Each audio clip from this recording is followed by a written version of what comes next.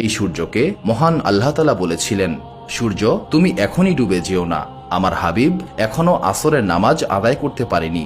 সেই বাচ্চার জন্ম হলো যার কাছে হযরত জিব্রাইল আলাইহিসসালাম সর্বমোট 26,000 বার এসেছিলেন।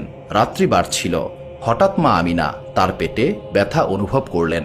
মা আমিনা বুঝতে পারলেন হয়তো তার বাচ্চার জন্ম হতে চলেছে। আমিনা তার শ্বশুর আব্দুল মুত্তালিবকে এই খবর দিলেন। আব্দুল মুত্তালিব সঙ্গে সঙ্গে একজন দাই, যার নাম ছিল শেফা, তাকে পাঠিয়ে দিলেন আমিনার ঘরে এবং তিনি শেফাকে বললেন, আজ রাত্রে তুমি আমিনার সঙ্গেই থাকবে, কারণ আজ আমার নাতির জন্ম হতে চলেছে। মা আমিনা বলেন, যেদিন আমার বাচ্চার জন্ম হবে সেদিন আমাদের অবস্থা এমন ছিল, আমার ঘরে কুপি জ্বালানোর মতো পয়সা ছিল না। প্রিয় দর্শক, আমাদের নবী হযরত মুহাম্মদ সাল্লাল্লাহু আলাইহি সাল্লাম এমন দারিদ্রতার মাঝেই জন্মগ্রহণ করেন। সেদিন রাত্রে আব্দুল মুত্তালিব এবং তার বাকি পুত্ররা মা আমিনার ঘরের বাইরেই অপেক্ষায় ছিলেন, যেন কোনো বিপদ হলে তারা সঙ্গে সঙ্গে আমিনার চিকিৎসার ব্যবস্থা করতে পারেন।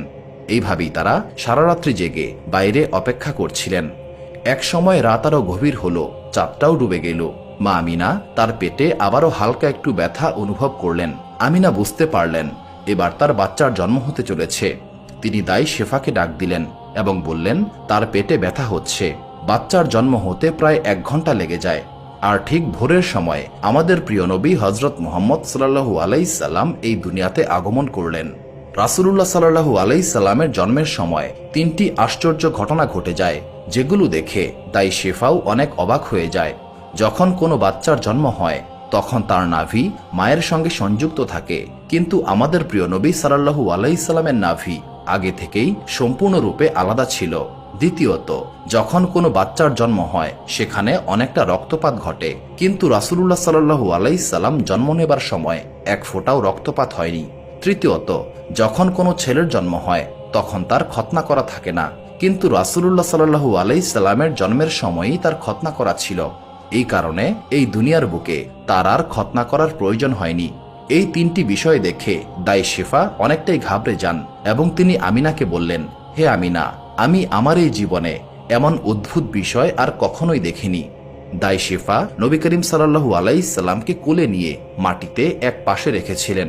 ঠিক তখনই রাসূলুল্লাহ সাল্লাল্লাহু আলাইহি সাল্লাম তার ছোট্ট শরীরটাকে উল্টিয়ে সিজদায় চলে যান।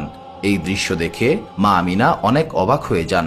কিছুক্ষণ পর তিনি আবার সোজা হয়ে যান এবং আসমানের দিকে তার একটি আঙ্গুল তাক করেছিলেন, যেন তিনি সাক্ষী দিচ্ছেন মহান আল্লাহ তাআলা এক এবং অদ্বিতীয়, তার কোনো শরীক নেই। মা আমিনা আরো বলেন, আমি আমার ছোট্ট সন্তানকে কোলে নেই, ঠিক তখনই আমি দেখতে পাই আসমানের সমস্ত তারা যেন নিচে নেমে এসেছে। হঠাৎ এক টুকরো মেঘ আমার ঘরে চলে আসে এবং সেই মেঘের ছায়ায় আমার বাচ্চা গায়েব হয়ে যায় এবং গায়েবী আওয়াজ শুনতে পাই। কেউ একজন বলছে, হে জিব্রাইল, এই বাচ্চাকে নিয়ে সমগ্র দুনিয়া ঘুরে এসো। একে ইউসুফ আলাইহিসসালামের মতো সৌন্দর্য দাও, হযরত আয়ুব আলাইহিসসালামের মতো ধৈর্য দাও, ইব্রাহিম আলাইহিসসালামের মতো বন্ধুত্ব দাও, দাউদ আলাইহিসসালামের মতো মিষ্টি কণ্ঠ দাও।